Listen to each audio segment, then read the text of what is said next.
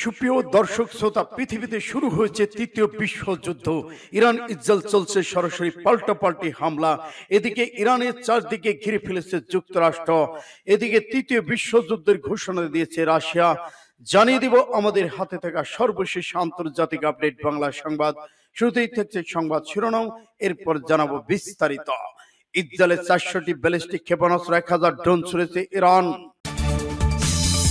আরো জানিয়ে দিব ইরানি হামলায় তেল আবিবে ভয়াবহ বিস্ফোরণ জ্বলছে ইসরায়েল।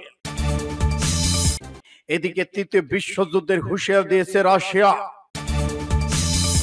এদিকে একাধিক ক্ষেপণাস্ত্র ছুড়ল উত্তর কোরিয়া, যুদ্ধের প্রস্তুতি নিচ্ছে তুরস্ক। তৃতীয় বিশ্বযুদ্ধ শুরু।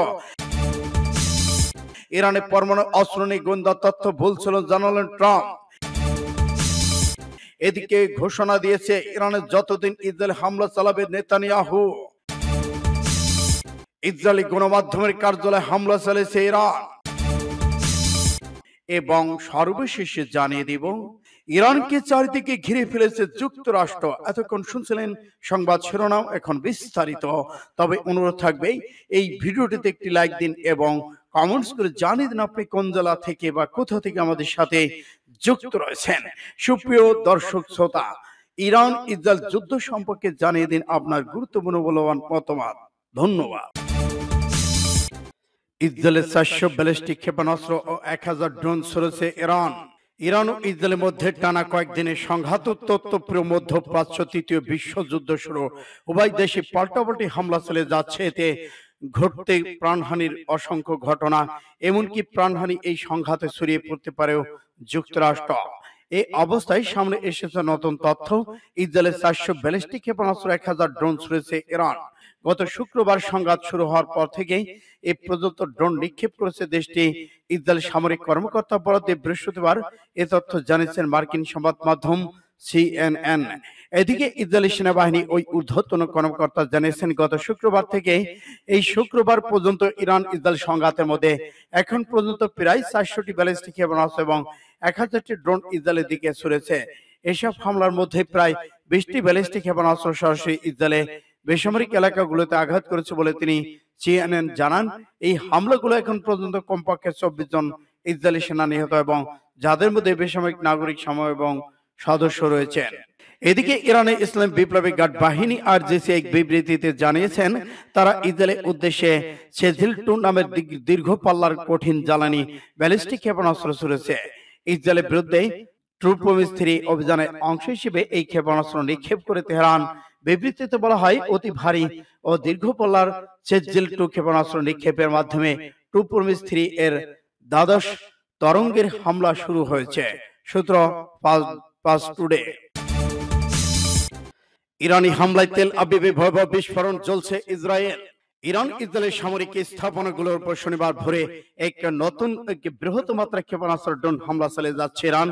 ইরানের ইসলাম বিপ্লবী গার্ড বাহিনী RGC হামলায় ইসরায়েলের বিমান প্রতিরক্ষা ব্যবস্থাকে ফাঁকি দিয়ে সরাসরি তেল আবিবের কেন্দ্রস্থলে আঘাত এনেছে। এর ফলে সেখানে বিস্ফোরণের পর আগুন জ্বলে ওঠে।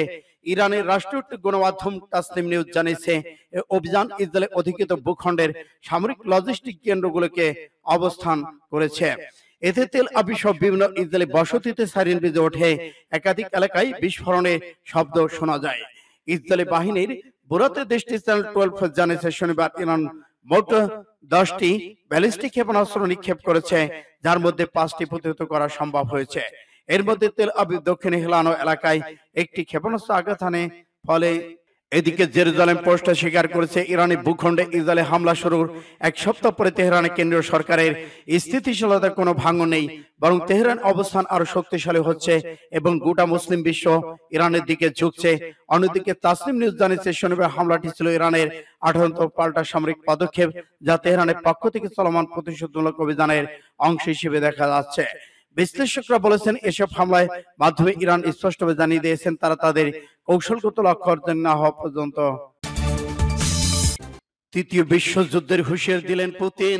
এবার তৃতীয় বিশ্বযুদ্ধের হুঁশিয়ার দিয়েছেন পুতিন। রাশিয়ার প্রেসিডেন্ট ভ্লাদিমির পুতিন তিনি বলেছেন, ইউক্রেন ও মধ্যপ্রাচ্যে চলমান উত্তেজনা বিশ্বকে তৃতীয় বিশ্বযুদ্ধের দিকে নিয়ে যাচ্ছে, কেননা এই দুটি অঞ্চল এখন মারাত্মক সংঘর্ষের সম্ভাব্য কেন্দ্রবিন্দু হয়ে উঠেছে। দিনভর ইরান ইসরায়েল চলছে পাল্টাপাল্টি হামলা। পার্শ্ববর্তী রাষ্ট্রগুলোতে জনপ্রবেশ। শুক্রবার সেন্ট পিটার্সবার্গ আন্তর্জাতিক অর্থনৈতিক ফোরামের SPIS এর মূল অধিবেশনে ভাষণ দিতে গিয়ে পুতিন এই হুঁশিয়ারি দিয়েছেন। রুশ প্রেসিডেন্ট বলেছেন, বর্তমান বিশ্বযুদ্ধ সংঘর্ষের বিপুল আশঙ্কা লক্ষ্য করা যায়। আমরা বৈশ্বিক যুদ্ধের আশঙ্কায় উদ্বিগ্ন। সব সংকটের শান্তিপূর্ণ সমাধান হওয়া উচিত। তিনি ন্যাটোর পূর্বমুখী সম্প্রসারণে আলোচনা করে বলেন, এই জোট বারবার রাশিয়ার নিরাপত্তা উদ্বেগ অগ্রাহ্য করেছে। এটি পশ্চিমাদের উপনিবেশবাদী নীতির আরেকটি রূপ মাত্র। পুতিন এ সময় দাবি করেন, মার্কিন প্রেসিডেন্ট ডোনাল্ড ট্রাম্প তাকে আশ্বাস দিয়েছেন যে ইরানের বুশেহর পারমাণবিক স্থাপনায় রুশ কর্মীদের নিরাপত্তা নিশ্চিত করতে যুক্তরাষ্ট্র সহযোগিতা করবে। মধ্যপ্রাচ্য পুতিন বলেন, ইসরায়েল যদি সত্যি ইরানের সর্বোচ্চ ধর্মীয় নেতা আয়াতুল্লাহ আলী খামেনিকে হত্যা করার কথা বিবেচনা করে থাকে, তবে আমি আশা করি এটি একটি কেবল কথা হিসেবে থাকবে। এর আগে রুশ প্রেসিডেন্ট দিমিত্রি পেসকভ সেন্ট পিটার্সবার্গে কনস্টান্টিন প্রসাদের স্কাই নিউজে বলেন, ইরান সরকারের পরিবর্তনের কথা যারা বলছে তারা যেন মনে রাখে, এটা শুধু অগ্রহণযোগ্য নয়, বরং এতে দেশটির চরমপন্থার বিস্ফোরণ ঘটতে পারে। তিনি হুঁশিয়ারি দিয়ে বলেছেন, যারা আয়াতুল্লাহ খামেনিকে হত্যা করার কথা বলছে তারা যেন মনে রাখে, তাতে তারা এক ভয়ঙ্কর প্যারোডের বাক্স খুলে দেবে। সূত্র আলাদুলু এজেন্সি, ডেইরি সাবাহ। একাধিক ক্ষেপণাস্ত্র ছুড়ল উত্তর কোরিয়া, যুদ্ধের প্রস্তুতি নিচ্ছে তুরস্ক। তৃতীয় বিশ্বযুদ্ধ শুরু। ইরান ইসরায়েল চলমান সংঘাত গড়িয়েছে সপ্তম দিনে। এমন উত্তপ্ত পরিস্থিতির মধ্যে ইরানের প্রতি সরাসরি সমর্থন জানিয়ে একাধিক ক্ষেপণাস্ত্র ছুড়েছে উত্তর কোরিয়া। শুধু ক্ষেপণাস্ত্র নয়, ইসরায়েলকে মধ্যপ্রাচ্যের ক্যান্সার বলে আখ্যা দিয়েছেন দেশটি। অন্যদিকে সম্ভাব্য যুদ্ধ পরিস্থিতির জন্য সর্বাত্মক প্রস্তুতি নিচ্ছে তুরস্ক।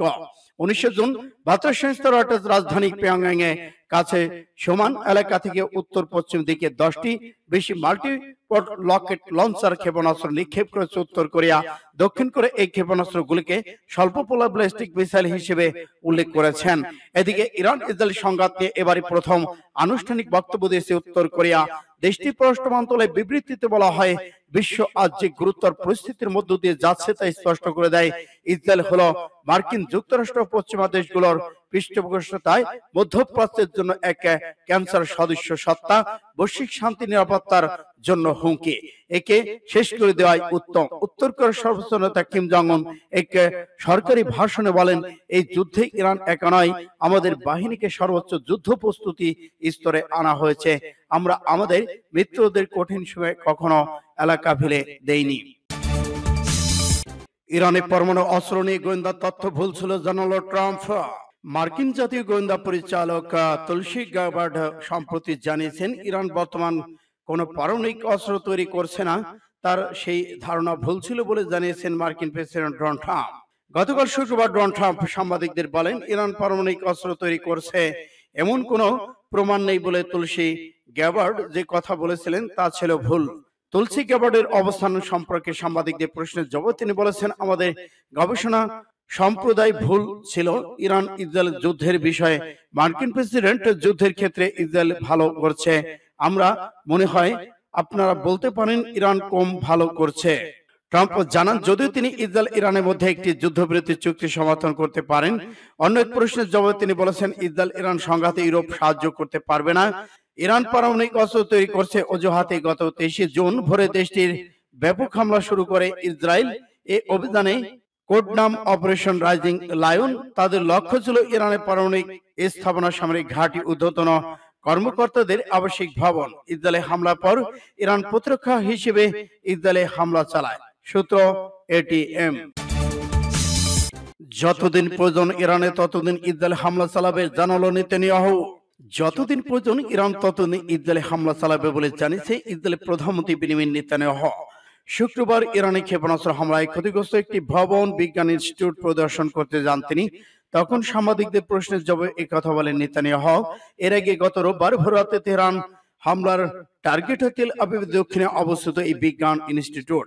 ইরানে হামলায় ক্ষয়ক্ষতি হয় এসব বেশ কয়েকটি ভবন এলাকাগুলোর মধ্যে একটি ভবন ছিল গবেষণাগার। এই হামলায় থাকবে জানিয়ে বেনিয়ামিন নেতানিয়াহু বলেন, কারণ আমাদের অস্তিত্বের হুমকির মুখে পড়েছে, তাও ডাবল হুমকি। একদিকে আছে মিসাইল, তাও একটি দুটি নয়, 20,000 মিসাইল, আর অন্যদিকে রয়েছে পারমাণবিক বোমা, তাও একটি উম্মাদ শাসক গোষ্ঠীর হাতে। সূত্র ফাস্ট টুডে। ইসরায়েলি গণমাধ্যম কার্যালয় ইরানে ভয়াবহ ক্ষেপণাস্ত্র হামলা।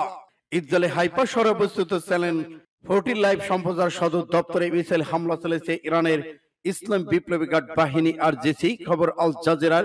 শনিবার 21 জুন বাংলাদেশ সময় ভোর 6টার দিকে ইসরায়েলি ভূখণ্ডকে লক্ষ্য করে ক্ষেপণাস্ত্র হামলার এই খবর দিয়েছে ইসরায়েলি প্রতিরক্ষা বাহিনী আইডিএফ।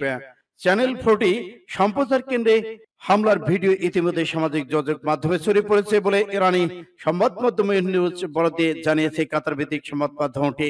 প্রতিবেদন অনুযায়ী গত সোমবার ইসরায়েলি বাহিনী তেহরান দেশটির রাষ্ট্রীয় সংবাদ সংস্থা ইসলামী প্রজাতন্ত্র ইরান ব্রডকাস্টিং এর সদর দপ্তরে হামলা চালায়। এদিকে ইরানের রাষ্ট্রীয় সম্প্রচার কেন্দ্র আরজিসি ইসরায়েলের ওই হামলাকে মানবাধিকার লঙ্ঘনের জ্বলন্ত উদাহরণ হিসেবে বর্ণনা করেছেন। এর জবাবে মূলত ইসরায়েলি সংবাদ মাধ্যমটি কার্যালয়ে হামলা চালিয়েছে ইরান। সূত্র ফাস্ট টুডে।